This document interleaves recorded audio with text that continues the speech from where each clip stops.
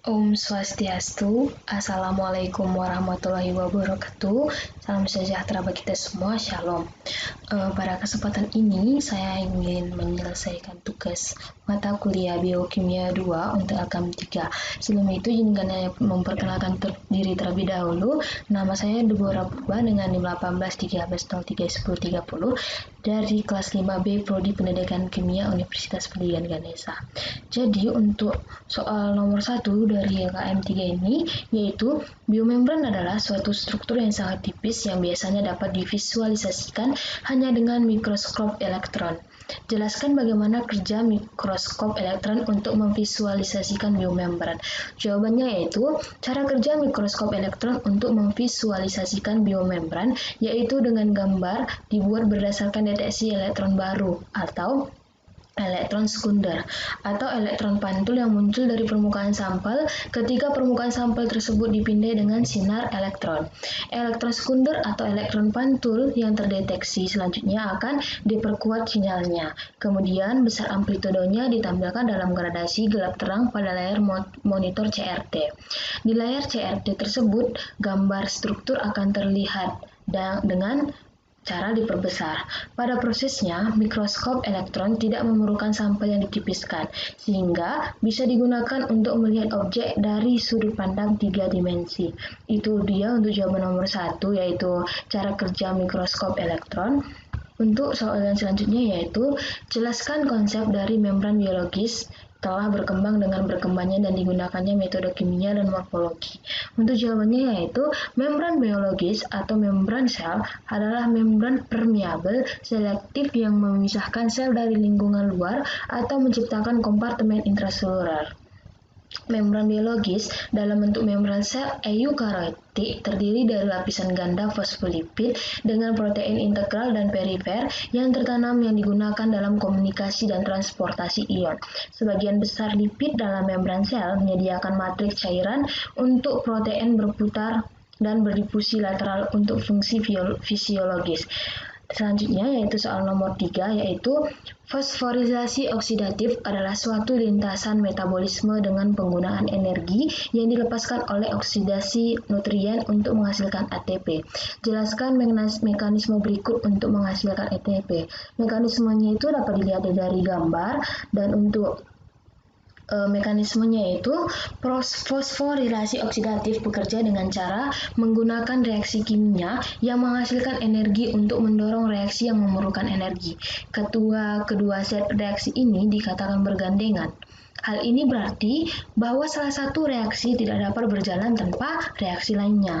Alur elektron melalui rantai transport elektron adalah proses eksergonik, yakni melepaskan energi.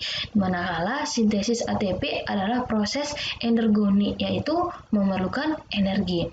Baik rantai transport elektron dan ATP sintase terdapat pada membran, dan energi ditransfer dari rantai transport elektron ke ATP sintase melalui pergerakan proton melewati membran ini. Jadi itu dia untuk jawaban nomor 3. Selanjutnya itu soal nomor 4. Apa yang dimaksud dengan teori kemiosmotik? Teori kemiosmotik adalah teori yang dikembangkan dari hipotesis kemiosmotik yang kemudian berkembang menjadi konsep rantai pernapasan. Teori ini mengutarakan transduksi energi seluler yang dilepaskan dari reaksi oksidasi pada substrat pendonor elektron, baik pada respirasi aerobik maupun anaerobik. Perlahan akan disimpan dalam bentuk beda potensial protonik sepanjang garis sepanjang garis tepi membran tempat terjadinya reaksi tersebut, yang kemudian dapat digunakan oleh ATP sintase untuk menginduksi reaksi fosforilasi tersebut terhadap molekul adenose difosfat dengan molekul PI. Itu ya untuk jawaban nomor 4. Selanjutnya itu nomor 5. Jelaskan apa yang dimaksud dengan pergerakan proton menciptakan gradien elektrokimiawi di sepanjang membran. Untuk jawabannya yaitu, pergerakan proton menciptakan gradien elektrokimiawi di sepanjang membran sering disebut dengan gaya gerak proton. Gradien ini mempunyai 2 komponen, yaitu perbedaan pada konsentrasi proton atau gradien pH dan perbedaan pada potensi listrik. Energi disimpan dalam bentuk perbedaan potensi listrik dalam mitokondria dan juga sebagai gradien pH dalam kloroplast. Selanjutnya yaitu soal nomor 6. Jelaskan jenis reaksi yang terjadi pada struktur molekul di bawah ini. Strukturnya dapat kita lihat pada layar sebelah kiri. Reaksi tersebut merupakan reaksi reduksi koenzim Ki dari bentuk ubiquinol Ki menjadi ubiquinol yang terreduksi Ki-H2. Nanti transport elektron membawa baik proton dari donor ke akseptor dan mengangkut proton melewati membran. Proses ini menggunakan molekul yang larut dan terikat pada molekul transfer. Ketika Q menerima 2 elektron dan 2 proton, ia menjadi bentuk terreduksi ubiquinol. Ketika Ki-H2 melepaskan 2 elektron dan proton, ia teroksidasi kembali menjadi ubiquinol. Itu dia untuk soal nomor 6 mengenai jenis reaksi yang terjadi pada struktur molekul yang tertera. Selanjutnya yaitu soal nomor 7, jelaskan kompleks-kompleks yang terjadi dalam proses fosforilasi oksidatif.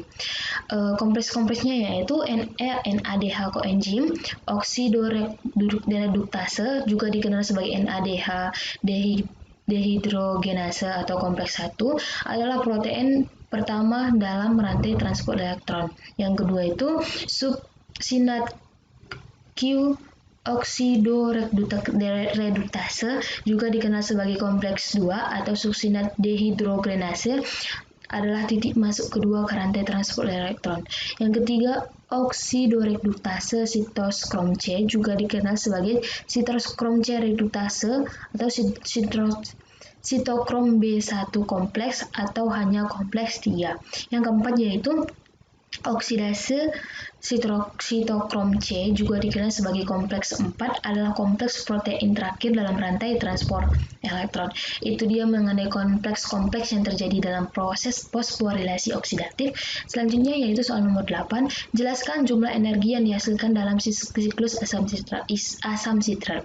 Jumlah energi yang terbentuk dalam siklus asam sitrat oksidasi 1 mol asetil KOA lewat TCA cycle menghasilkan 3 mol NADH ditambah H positif yang akan masuk rantai respirasi menghasilkan 3 kali 3 mol ATP atau setara dengan 9 mol ATP.